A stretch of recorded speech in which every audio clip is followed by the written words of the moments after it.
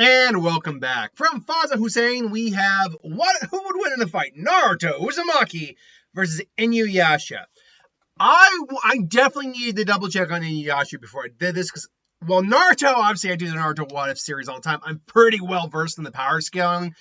A few things here or there that I sometimes forget. But generally speaking, the power scaling of individual characters I can generally know without too much difficulty. Inuyasha, I have a close friend who loves Inuyasha dearly. I was never really big into Inuyasha, so I had to double check what the level of scaling for power Inuyasha's verse is. Now, with all that said, we know Naruto Uzumaki, obviously the Jinchuriki of the Nine-Tailed Fox, reincarnation of Azura, ultimately became the 7th Hokage. I had to count on that for a second. And is one of the most powerful guys in his verse, or at least up until Boruto made people far stronger than Naruto, let's be honest. It's not even that Naruto got nerfed in Boruto. They just kept raising the scaling of the Naruto world. Now now Boruto could probably easily beat his dad, if his full power dad, if he really wanted to. Just by the way, because they got the Shinju, you got Boruto being able to take on a Shinju toe to toe. His daughter's the new Jinchuriki of Kurama. It's a whole pile of what the hell. Oh, you also got freaking, was it Shinjutsu? Or Shinsu? Whatever, basically like, Otsutsuki God jutsus. If you would. They're not ninjutsu, but you know what I mean.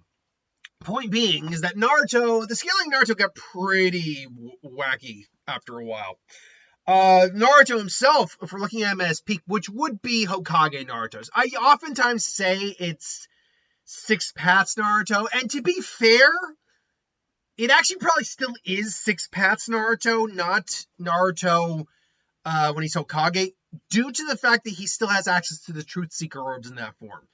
And, in theory, he should still be able to go into a Baryon mode. By all accounts, there's nothing that stops, say, 6 Paths Naruto from doing Baryon mode. It's just that in terms of plot reasons, there was never any point to bring that up. So I always argue that 6 Paths Naruto is the stronger Naruto. But I really won't argue that much against someone saying it's Hokage Naruto. Just note that because Hokage Naruto has Baryon mode, which is stronger, let's be fair, doesn't technically make him stronger because there's no reason 6 Paths Naruto, Teenage Naruto, could not use Baryon mode. By all accounts, there is no reason for it. Except for the fact that Kubo hadn't created it yet. Not Kubo, sorry. I do Kubo and Kishimoto. Kishimoto hadn't created it yet. Regardless, Naruto, at his peak, is able to move well beyond the speed of light. Not like multiple speeds of light, but he's definitely faster than light.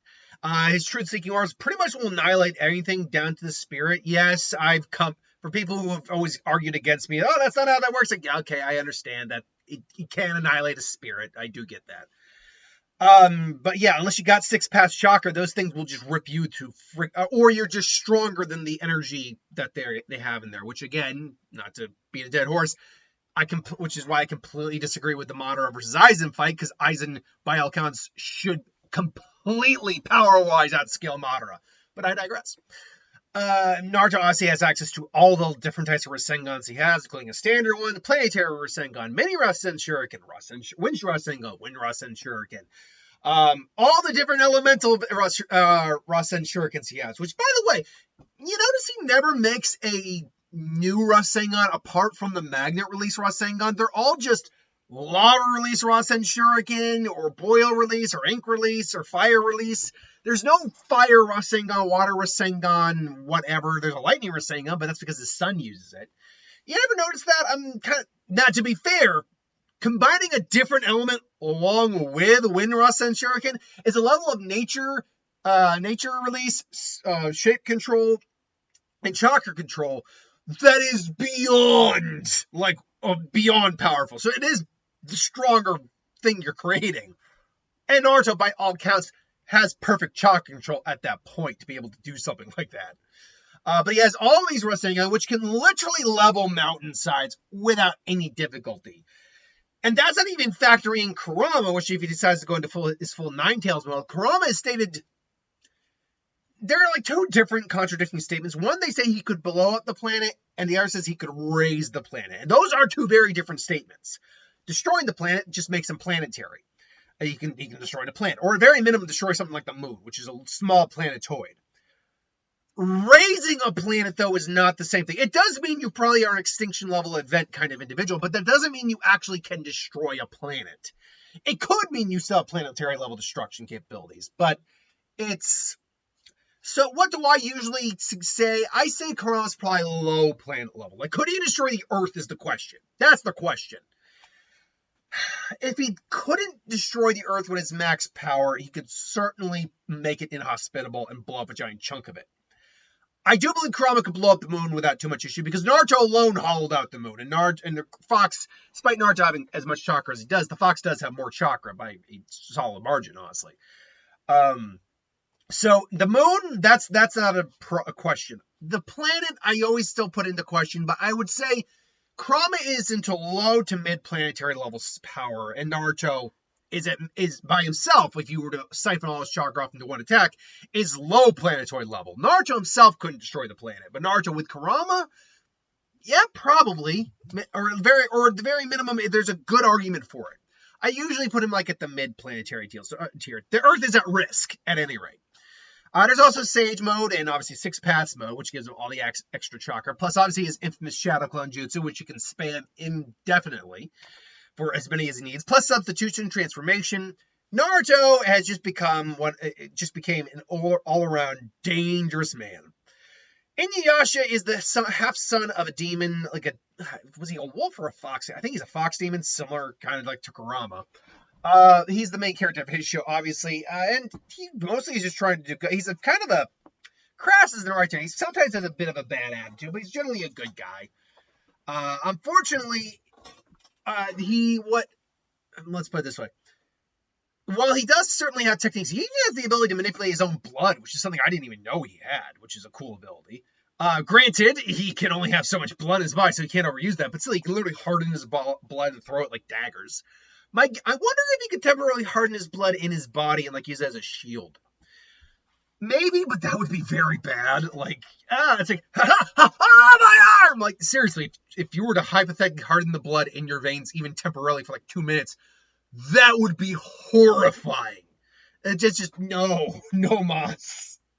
But he's also obviously got enhanced physicality, strength, speed, enhanced regeneration, and wields his Tenseiga, which is which I think is translates into something Fang, if I'm not mistaken, or Fang something, which takes the form of a normal sword until he draws it and takes the form of his dad's Fang, because that's what it's made from. It's made from one of his father's fangs, and allows him to use an ability called Wind Scar, which is essentially like a big old Wind Getsuga Tensho if you're a Bleach fan.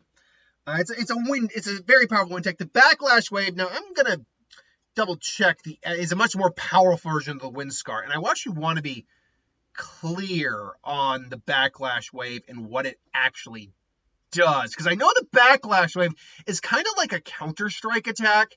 It's not just a big blast of shredding wind. There is another ability to it. Okay. And there's also another ability called Meadow Tensa. It's Zangetsu. I know that because Zangetsu is a Dark Path of the Dawn Moon Wave. So that's something I actually didn't know about. So give me 1 second. I'm just going to look both these techniques up and what they actually do. Okay, so the Backlash Wave. The technique builds up from the Kaze no Kizu, or the Wind Scar, is the base of the Tenseiga. It can only be used by someone who has already mastered. Yeah. Okay. Let's see. When an opponent with a strong aura unleashes an attack, you can use the Kaze no Kizu. The Kaze no Kizu to engulf the enemy's attack and twist and reverse the flow of it with an added power of another with the added power. So basically, what happens is it's an attack that redirects is the right term. It literally is a bounce back attack. It takes an opponent's attack and adds the Wind Scar onto it. Hence, Backlash, or the backlash of an attack. Backlash Wave is the term. So basically, it's adding the power of Wind Scar to an opponent's attack and throwing the attack back at him. Okay, that makes sense. And then there's the Meadow Zangetsuha, an extremely powerful offensive technique that creates a path directly to the netherworld, pulling the target into a black hole. Go away, bats. Anyone hit by it is instantly sent to the netherworld, effectively killed without physical harm. The technique was originally wielded by someone else, defeating them.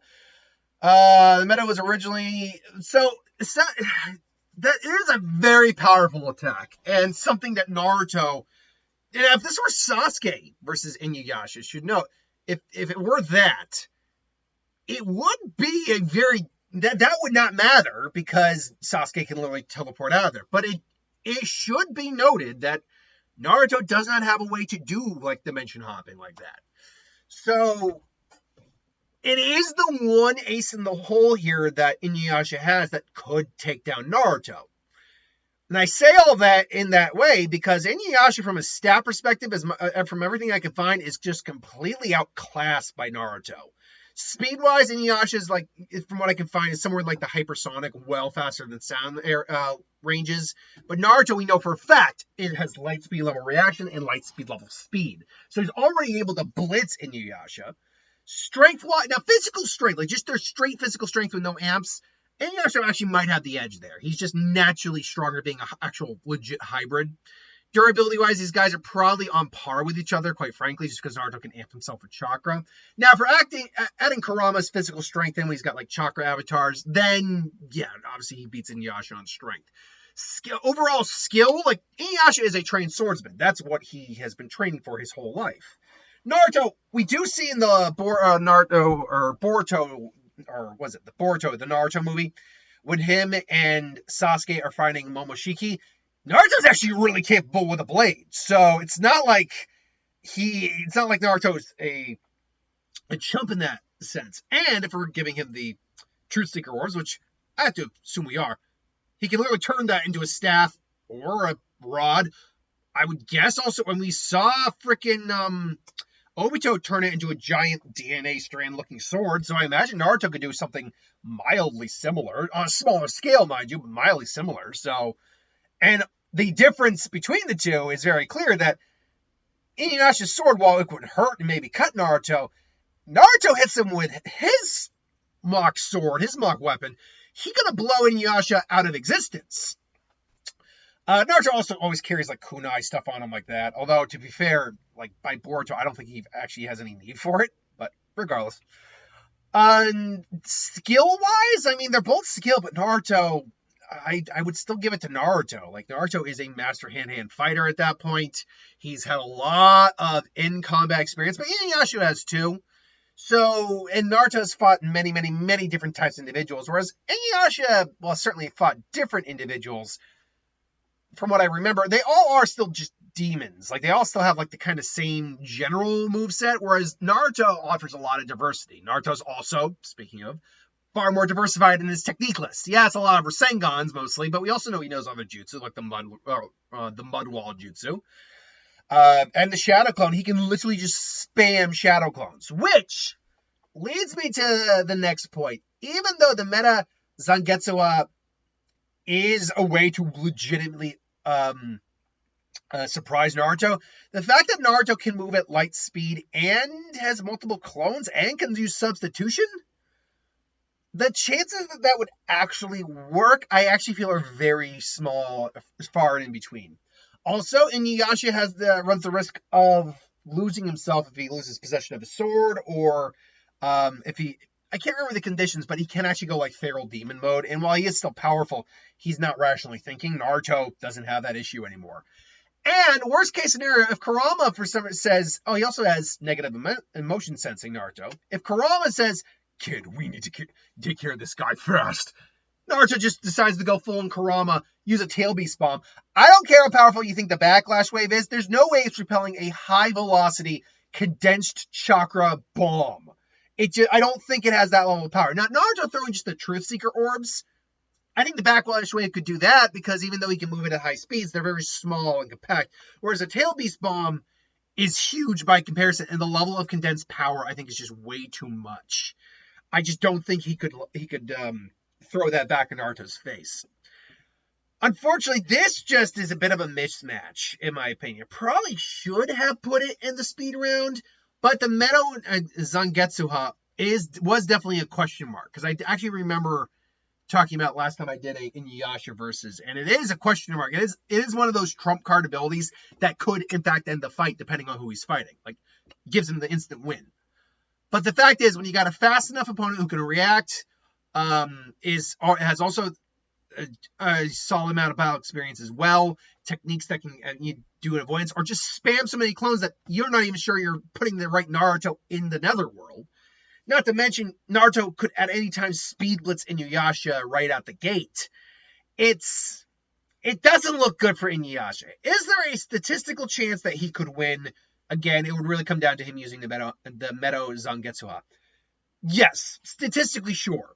The chances, I think, are on the low side, though. Like, not more than maybe 5%. But there is still that I'm stuttering a bit. I still think it's possible, just not likely. Very unlikely, I'm going to be honest. Naruto kind of just owns him in most categories. Energy output, speed, and honestly, experience. They're probably, even though Inuyasha is longer lived, I'd say Naruto's consistent on the battlefield experience, particularly if you factor in all the experience he got with each of those clones in the war, kind of compensates for that very well. He has a wider range of techniques. He's got just frankly more destructive power. Naruto, I think, just kind of owns this fight, in my opinion. But this is just my opinion. And I fully acknowledge my knowledge of Inuyasha, even looking it back up again, really isn't the greatest. So if there's anyone in the comments who does know more about Inuyasha than me, which I'm sure there are plenty of you, please let me know your thoughts. I'll get back and just put them in there. But that's my thought. That's my thoughts. Thanks for watching. Hope you enjoyed. Like, comment, share, subscribe. I'll see you for the next one. Again, I'm pre-recorded Wednesday for Friday, and honestly, I now have all my videos for Friday taken care of, save for my review of Transformers 1, which I'm catching tomorrow. I also want to try to get at least my What If for Thursday taken care of. That way, I can go see Don't Let Go. That way, I can do a 2 for this week. But we'll see what happens. Until then, thanks for watching. Hope you enjoyed. Like, comment, share, subscribe, and I'll see you guys for the next one.